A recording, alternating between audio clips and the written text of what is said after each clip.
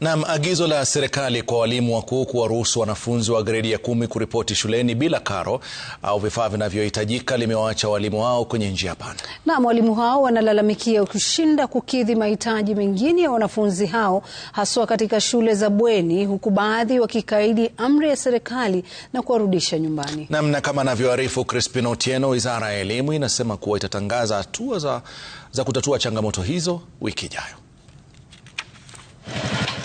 Katika kijiji cha Birongo Keoke, eneo bunge la Nyaribari Chache, Esna Mose na mwanawe wamekosa matumaini. Wametoka katika shughuli ya omba ili kutafuta karo ya kumpeleka shuleni mtoto huyu aliyerudishwa nyumbani baada ya kushindwa kulipia sare za shule na karo iliyohitajika ili kujiunga na shule ya kitaifa ya wasichana ya Nyabururu mjini Kisii.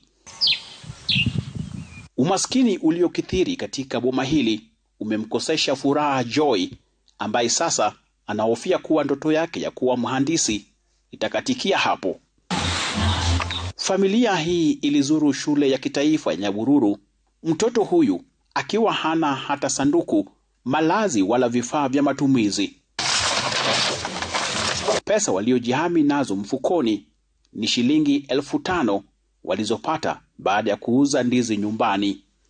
Tulifika huko, tukaingia, tukaambiwa kwanza tutaingia mahali wanalipia pesa, ndio na tena tutoe pesa zingine za uniform, ndio mtoto aingie asome. Sasa tukaangalia, tukaona hatukuwa na pesa, tukakuwa tumeenda na kitu, tulikuwa hivyo. Tukaona ili turudi nyumbani juu hatukuwa na kitu ya kutoa huko. Joy aliibuka mwanafunzi bora zaidi katika shule yake, mitashashe kutoka nyumbani kwao baada ya kupata alama ya 63.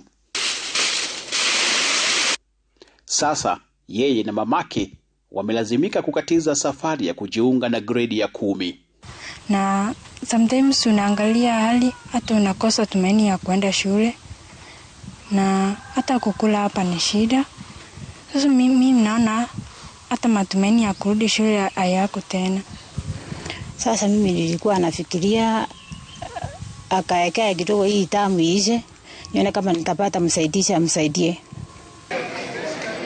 Maelfu ya wanafunzi kama Joy wanaotoka familia maskini sasa wanahofia kurejeshwa nyumbani, licha ya serikali kusisitiza kuwa wanafunzi wakubaliwe kusoma hata bila karo.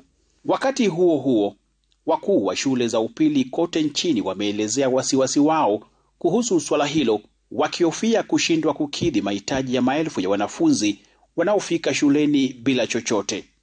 Ours is to implement the presidential directive to the letter that no learner should be denied a chance to join any secondary school because or rather on account of lack of school fees.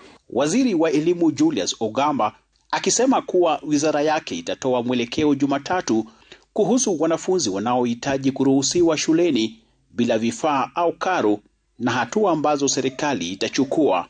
Crispin Otieno, Runinga ya Citizen, Kisii.